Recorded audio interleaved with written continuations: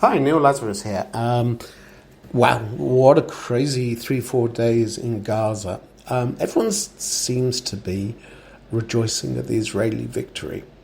I'm sure many of you have been watching social media, covering events, and I can assure you here in Israel it was a very wild 3 days following over 1,000 rockets being fired at Israel from Islamic Jihad. Couple of things. First of all, remember Hamas versus Islamic Jihad. Islamic Jihad is a group which is pro-Iranian. It started actually after the revolution in 1979. Sunni Palestinians, but inspired by that revolution, saying we should take, despite the fact that we're Sunni, we should take the lessons of the Ayatollah and spread the word of Islam. They're not politically orientated, unlike Hamas, who now has a vested interest in governing Gaza as well. Now, if you watch the social media, you watch the pro-Israel groups and you watch the anti-Israel groups, much of what they're saying is expected. I think this time round, Israel and its friends did a very good job in getting over Israel's message about how extreme this group is. Two, that the casualties from this campaign, whilst regrettable, the majority of which were actually caused by Islamic Jihad misfiring. All of that, if you're watching the social media, I think came across. But I think people are missing the point. And the point is this. Did we just actually strengthen Hamas? See, it's an awkward question. What do I mean?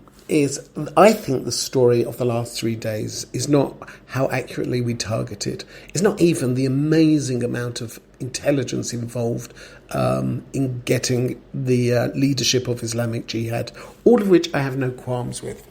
The problem I'm struggling with is this. By attacking Hamas's enemy alone, did Israel, one, strengthen the standing of Hamas, two, prove that giving increased aid to the economy of Gaza actually gave Hamas a reason not to get involved. In other words, this time round, Hamas had something to lose, its regime. It preferred to stand on the sidelines and watch another group fight the Israelis. Now, hold on. If that interpretation is right, and that the Egyptians could effectively convince Hamas to keep out, and within 3 days, Islamic Jihad gives up effectively because they don't have the backing of Hamas, the major group, and they were fighting Israel alone. Didn't we create the next big problem? You see, the question has always been for Gaza, how do you increase the economy of Gaza? How do you make it that Gaza sells to other Arab countries, that produce with made in Gaza leaves the Gaza Strip without Hamas using any aid that is given to improve its military? Look, as soon as you mention Gaza, everyone talks about the blockade. I have a little qualms with it, to be honest. And I think it's actually BS or BDS. They're the same thing. Namely, look, the blockade of Gaza, or the so-called blockade of Gaza, is there to guarantee that arms don't come in. And it's not without reason. We've seen ships coming in full of arms. We've seen smuggling of arms into the Gaza Strip. We've seen attack tunnels coming from Gaza into Israel. So the security measures are there. But, at the end of the day, long term, if we're going to have a vision for Gaza beyond every year, every 2 years, every 3 years having another conflict, something has got to change.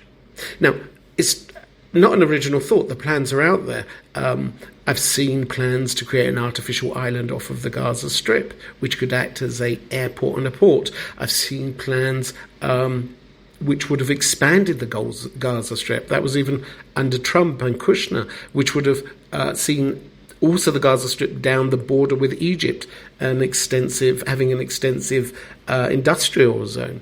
The plans are there. But the question is, what do you do with Hamas? Because Hamas, at the end of the day,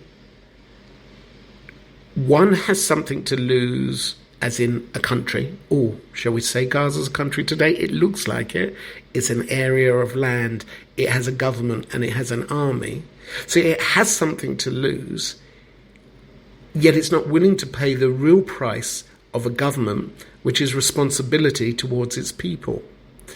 If we are interested in actually solving the problem of Gaza, the problem we have is how does the international community, of which it can be the Arab world as well, invest in the Gaza economy, build ports, build airports, yet guarantee that Hamas doesn't misuse it for its own purpose and its own goods.